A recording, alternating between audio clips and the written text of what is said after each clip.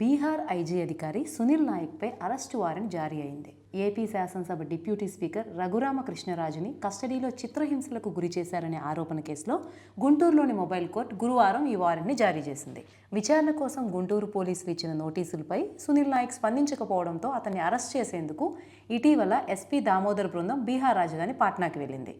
అయితే transit warrant జారీ చేసేందుకు అక్కడి హైకోర్టు నిరాకరించింది. ఈ నేపథ్యంలో గుంటూరు మొబైల్ కోర్టులో పోలీసులు అరెస్టు వారెంట్ పిటిషన్ వేశారు. అసలు ఏంటి కేసు, దీని నేపథ్యం ఏంటి అన్నది వివరంగా ఈ వీడియోలో ఇప్పుడు చూద్దాం.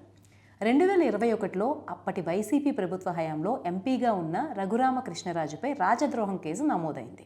ఆ సమయంలో సిఐడి కస్టడీలో ఉన్న తన్ను అధికారులు తీవ్రంగా హింసించారని, హత్యాయత్నానికి పాల్పడ్డారని రఘురామ ఆరోపించారు. అప్పట్లో సునీల్ నాయక్ ఏపీలో ఇంటర్ క్యాడర్ డిప్యూటేషన్పై సిఐడి డిఐజీగా పనిచేశారు. 2024లో కూటమి ప్రభుత్వం అధికారంలోకి వచ్చిన తర్వాత రఘురామ గుంటూరు నగరపాలెం పోలీస్ స్టేషన్లో ఫిర్యాదు చేశారు.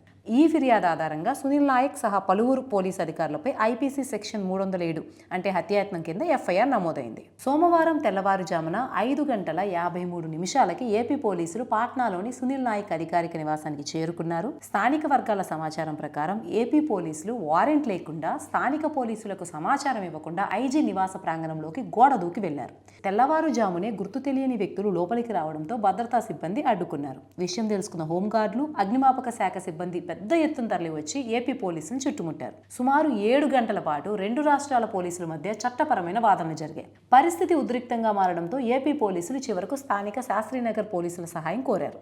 మధ్యాహ్నం 1 గంట సమయంలో సునీల్ నాయక్ని ఏపీ పోలీసులు పాట్నా సివిల్ కోర్టులో హాజరుపరిచి ట్రాన్సిట్ రిమాండ్ కోరారు. అయితే స్థానిక పోలీసులకి ముందస్తు సమాచారం ఇవ్వకపోవడానికి కోర్టు తప్పుపట్టింది.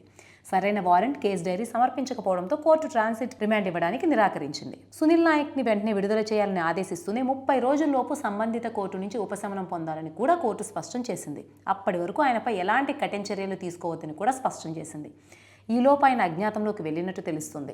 పాట్నాలో అరెస్ట్ నుంచి తప్పించుకున్న వెంటనే సునీల్ నాయక్ ఆంధ్రప్రదేశ్ హైకోర్టులో ముందస్తు బెయిల్ పిటిషన్ దాఖలు చేశారు. ఈ కేసు పూర్తిగా రాజకీయ ప్రేరేపితమని, తనకు కస్టడీ హింసతో ఎలాంటి సంబంధం లేదని ఆయన వాదించారు. మొదట ఎఫ్ఐఆర్లో తన పేరు లేదని, తర్వాత కావాలని చేర్చారని పేర్కొన్నారు. ఘటన సమయంలో తాను ఉన్నట్లు సాక్షులు చెప్పారే తప్ప తాను రఘురామను హింసించినట్టు ఎక్కడా లేదని కూడా తన పిటిషన్లో పేర్కొన్నారు. ట్రయల్ కోర్టు ఇప్పటికే బెయిల్ని నిరాకరించినందున తక్షణమే మధ్యంతర రక్షణ కల్పించాలని ఆయన హైకోర్టును కోరారు. ఒక ఉన్నత స్థాయి ఐపీఎస్ అధికారిని అరెస్ట్ చేసేందుకు మరో రాష్ట్ర పోలీసులు వెళ్లడం, అక్కడ స్థానిక దళాల నుంచి వ్యతిరేకత రావడం ఇప్పుడు దేశవ్యాప్తంగా చర్చనీయాంశమైంది. హైకోర్టు ఈ ముందస్తు బెయిల్ పిటిషన్పై ఎలాంటి నిర్ణయం తీసుకుంటుందనే దానిపై ఇప్పుడు అందరి దృష్టి నెలకొంది.